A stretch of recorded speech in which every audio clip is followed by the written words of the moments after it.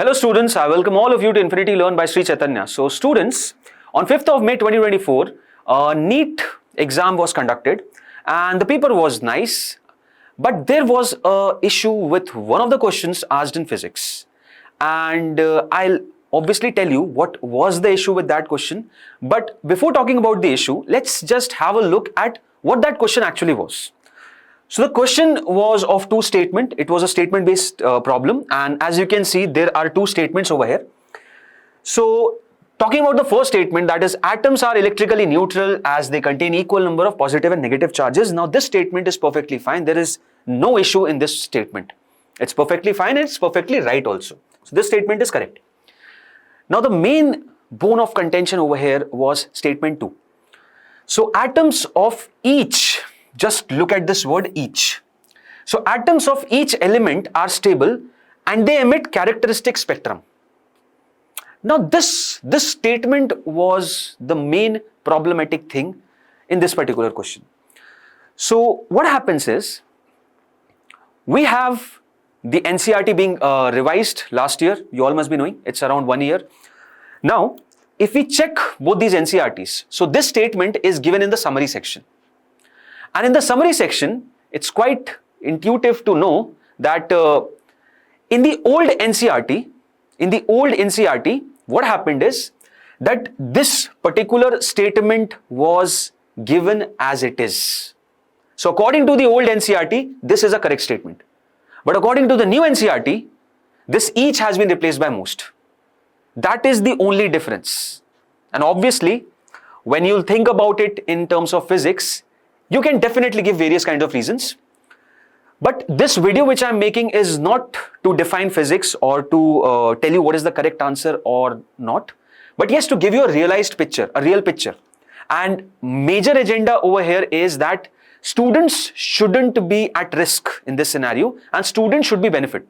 So the main agenda behind this video is student centric only, that what actually should be done in this scenario.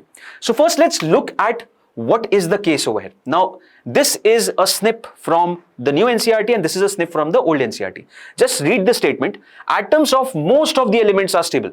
Okay, this is the line of new NCERT. And the old one is atoms of each element are stable. And the rest portion is exactly same. They emit characteristic spectrum, they emit characteristic spectrum. Okay. Now, this thing, this only change is the main problem statement over here.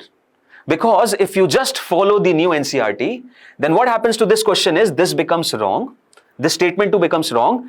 And the correct answer now is going to be statement 1 is correct and statement 2 is incorrect. But if you go by the old NCERT, which says each, then in that scenario, both these statements are correct. And option number 3 is going to be the correct answer. So many students have attempted option number 3.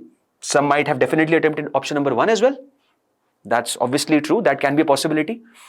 But the point is, this should be the reason behind getting the correct answer. I don't think so. Because I have various arguments over here. So number 1 argument over here is this snip only. Both of them are NCERT only. You just cannot deny that this is not NCERT and this is NCERT. No, they are NCERT only. And NCERT is a book which has been followed by students from past so many years. Next thing over here is, let's say suppose we are talking that the new NCERT is over here, right? And it obviously is replacing the old NCERT. So the next question over here is, throughout the country, if I go anywhere, I just cannot consider the fact that every student was studying from the new NCERT. There are so many regions in South where I actually got to know there was no availability of the new NCERTs as well. No availability of the NCERTs. So if a student think in this manner, where you will go to purchase a new NCERT, obviously to a nearby vendor, and let's say the vendor is obviously having the inventory of the old one, and you just go over there, he gives you the new NCERT or the old one, you have no idea, and even that vendor has no idea about. So at the end of the day, what is happening is you are not intentionally but studying the same thing, right? The old one. Because if I talk about a general sense, then in a general sense, the new versus the old, the major element, the major differentiator over here were the deleted syllabus. The new NCERT had not those portions which had been deleted from the syllabus, right? So majorly students were following the old one and leaving all those portions which have been deleted. Clear? So non-availability is one of the reasons. Next reason is students were thinking that only the deleted portion is remaining or it has been removed, and these kinds of minor things were not being taken that seriously. Okay, so this actually cannot define the answer to this problem. Okay, whatever the question is, I don't think if it is in the new NCERT you can clearly claim, okay, statement 2 is incorrect, or if it's there in the previous one you can say, okay, statement 2 is also correct. So I don't think this is a very genuine case wherein we can say this. Now that's not all. I have some more arguments also. The next argument over here is the statement is about atoms. Now this is a bit of conceptual one. I will just go into the physics portion of it. So the statement is about atoms, right? And that snip which I have taken is from the summary of the chapter which is atoms. Now if you go by the chronology, right?